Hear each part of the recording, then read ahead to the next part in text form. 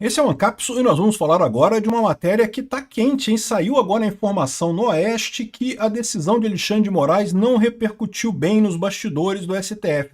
É lógico que não, é o que eu falei para vocês. Os outros ministros estão todos com medo, ninguém quer embarcar na Magnitsky junto. Todo mundo viu que foi uma sacanagem do Alexandre de Moraes jogar todo mundo para ter que decidir nesse caso, né? Ou seja, é aquilo que eu falei no outro vídeo.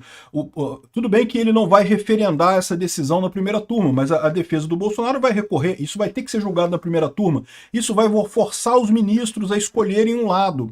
E por mais que o pessoal não queira sacanear o Alexandre de Moraes, chegou um momento que ficou insustentável esse negócio. O que os ministros queriam é que Alexandre de Moraes esperasse a coisa esfriar.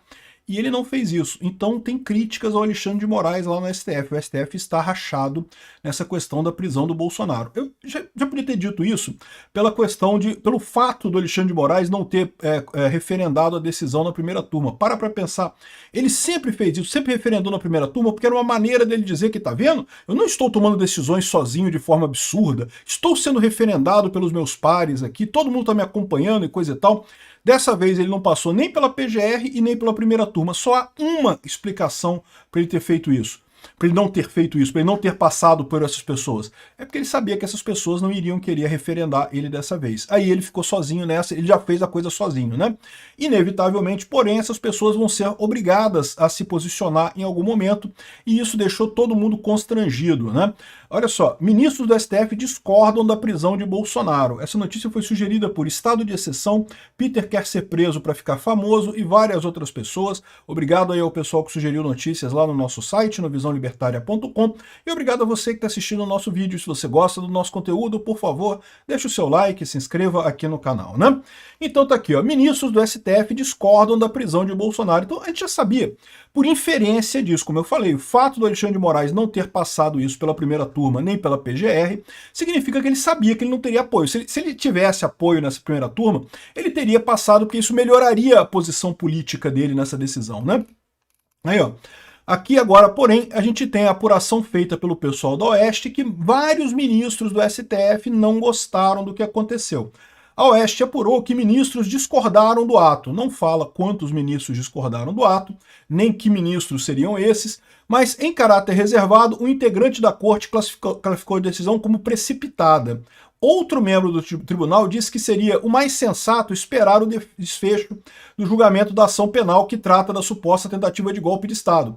É aquilo que eu falei para vocês. Essa é a visão de todo mundo. O Alexandre de Moraes queria terminar o processo, condenar Bolsonaro e só então pedir a prisão dele lá no final das contas, que ele estaria o mais embasado possível. Teria sido votado na primeira turma, teria sido votado em grau de recurso no plenário, e aí pronto, ninguém poderia dizer que não foi condenado, estava o nome de todo mundo nessa história junto.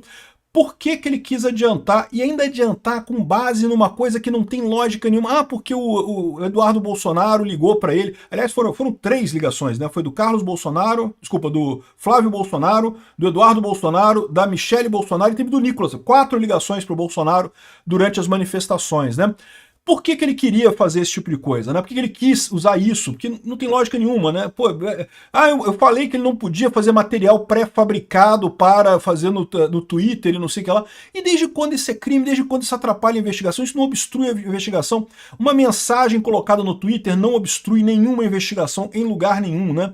Então fica patente que ele prendeu o Bolsonaro e prendeu por um motivo absolutamente fútil, absolutamente sem nenhuma razão de ser.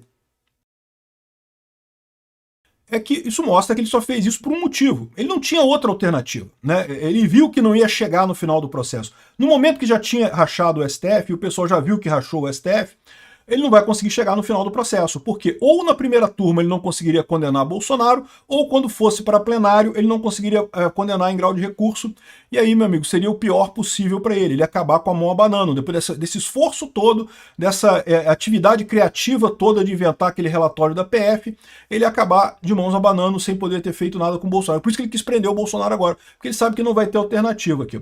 De acordo com mais um juiz, então pelo menos eles falaram com 3 juízes aqui, o ato de Moraes acirra os ânimos da política, sobretudo depois das sanções dos Estados Unidos. Embora publicamente a corte tenha adotado um discurso de altivez perante os Estados Unidos, Nos bastidores, ministros manifestam receio com relação ao patrimônio no exterior e também a respeito de seus familiares, que podem ser alvos de punição. É aquilo que eu falei para vocês. Já há algum tempo, o pessoal já percebeu que o Alexandre de Moraes está num beco sem saída. Ele não tem saída, ele não tem para onde ir.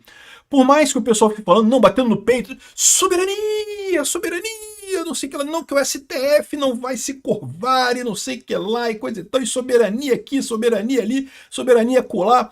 No final das contas, eles sabem que não tem saída isso, né? Os empresários brasileiros devem estar pressionando pra caramba o pessoal lá, os familiares devem estar pressionando o pessoal, eles sabem que não tem outra alternativa nesse caso, vão ter que ceder em algum momento, mas esperavam que pelo menos o Alexandre de Moraes esperasse as coisas acalmarem, né, para ter uma posição. Eles vão decidir alguma coisa, vão chegar a alguma conclusão lá dentro. Estão havendo negociações, a gente já falou, entre o pessoal do STF e o PL, estão negociando alguma saída para sair dessa enrascada. Só que o Alexandre de Moraes, ele já viu que ele vai ser queimado nessa história. Ele tá fudido, ele não sai mais da Magnitsky. Então ele tá querendo dar um jeito de jogar todo mundo junto dentro com ele, né? Vocês filhos da puta, vocês me botaram nesse troço aqui, agora que deu merda. Antes, porque isso é verdade, tá? Antes estava todo mundo satisfeito com o Alexandre de Moraes. Xandão, vai lá, salva a democracia, Xandão. Né? Aquele papo todo de, entre aspas, salvador da, entre aspas, democracia ali, coisa e tal. Todo mundo queria que ele prendesse o Bolsonaro. Só que eles queriam isso quando eles achavam que não ia dar merda, quando eles achavam que ia ficar tudo entre eles ali mesmo e não ia acontecer nada de mal. Agora que deu merda, né? Deu merda, né? Aí não tem mais.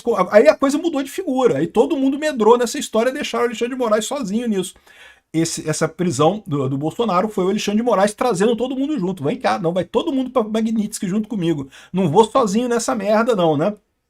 Mas agora ainda tem a possibilidade do pessoal simplesmente não aceitar essa prisão, ou seja, em grau de recurso, a primeira turma negar essa cautelar de prisão do Bolsonaro. Certamente a defesa do Bolsonaro vai sugerir isso e pode ser que esse racha seja significativo, né? Olha o que disse o pessoal pro G1. É basicamente a mesma coisa aqui, ó. Após prisão domiciliar de Bolsonaro, ministros do STF esperam muita tensão até novembro de 2023, né? A avaliação é que Alexandre de Moraes ficou sem alternativas depois da provocação de Bolsonaro. Que provocação de Bolsonaro? A provocação de Bolsonaro é o quê? O povo na rua, né? A provocação do povo brasileiro. A verdade é que esse pessoal estava achando que essa coisa de soberania, soberania, não sei o que lá, que ia pegar, então não ia ter gente domingo nas manifestações. Eles achavam isso. Eu falo para vocês, tem muita gente dizendo que os governadores não foram nas manifestações porque tinham medo, né? Porque foram ameaçados. Tem gente dizendo que o Kassab proibiu os governadores de ir, não sei o que lá. E eu achei que foi bola fora dos governadores mesmo, tá? Não foi nem o Zema, não foi o Caiado, não foi o Tarcísio, né? Nenhum deles foi nas manifestações de domingo, né? Por quê? Porque, segundo estavam dizendo, o Kassab proibiu eles todos de ir, diz que não ia ter apoio do PSD se fossem, coisa e tal. Era o que estavam dizendo. Eu não acho que foi por isso. Eu acho que foi porque tentaram passar para os governadores a ideia de que vão ser manifestações pequenas, não vai ninguém.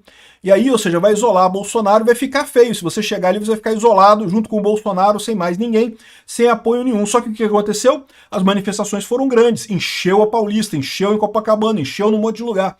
Esse pessoal ficou apavorado, né? E aí os governadores já vão, dessa vez agora, eles todos defenderam o Bolsonaro e coisa e tal. Ou seja, não foi provocação ao Bolsonaro. O que foi a constatação pelo Alexandre de Moraes que o Bolsonaro ainda tem apoio. Se o Bolsonaro estivesse isolado realmente, e aí ele poderia convencer os ministros do STF a ir até o final com ele nesse processo do golpe, né, do, entre aspas, golpe do Alexandre de Moraes, e daí ele condenaria o Bolsonaro só então. Como ele viu que tem apoio popular, que os governadores já ficaram do lado do Bolsonaro de novo, já voltou todo mundo do lado do Bolsonaro de novo, ele agora ficou sem saída. Ele não vai conseguir mais condenar o Bolsonaro, ele sabe disso. Por isso a prisão temporária, né? Aí aqui, esperam muita atenção até novembro de 2026, segundo estão dizendo aqui, né? Não porque querem amassar o STF e jogá-lo num canto do ringue, diz um ministro acrescentando que isso não será admitido.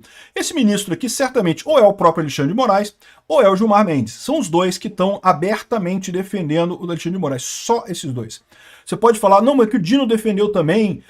Aqui, ó, tem uma história aqui, ó, o pessoal aqui da Poder 360 fala aqui, ó, 7 de 11 ministros do STF se manifestaram pró-Moraes e contra Magnitsky, né?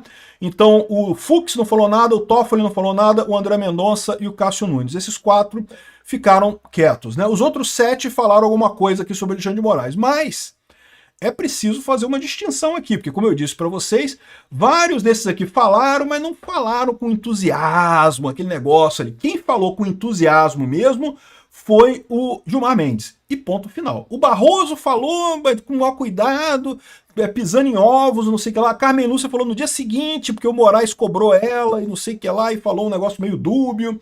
Os outros todos falaram, mas falaram coisas, né, não falaram de forma convincente. Então quem está desse lado de cá mesmo é o Alexandre de Moraes e o Gilmar Mendes. O resto todo tá, tem esses 4 contra e o resto está no meio do caminho. Daí que você tem essa visão de que, aqui, ó, segundo o Brasil 247, ministros do STF defendem decisão de Moraes de prender Bolsonaro e falam em tensão e pancadaria até o final de 2026. Né? Então você tem 2 grupos aqui, ó. Tem o grupo que não gostou e tem o grupo que gostou. A dúvida é qual é o tamanho de cada um desses grupos. Não dá para saber, como eu falei para vocês. A minha visão é que dá 2-9 para o Bolsonaro, a favor do Bolsonaro e contra o Alexandre de Moraes. Mas a gente só vai saber quando realmente votarem alguma coisa, né?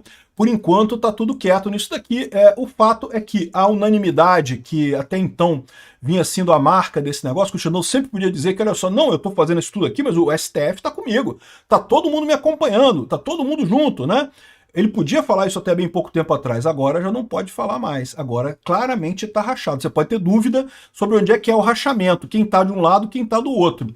Mas que está rachado, está rachado. E isso é o pior do mundo, dos mundos para o Alexandre de Moraes, porque ele sabe que agora ele ficou sozinho no final das contas, né? Ah, mas o Gilmar Mendes vai votar com ele. Pois é, só que o Gilmar Mendes não está na primeira turma, e mesmo o Gilmar Mendes votando, se for só o Gilmar Mendes, ou se incluir no máximo o Barroso junto também ali, primeiro que vai estar se colocando na Lei Magnitsky, e segundo que não vai conseguir mudar o resultado final.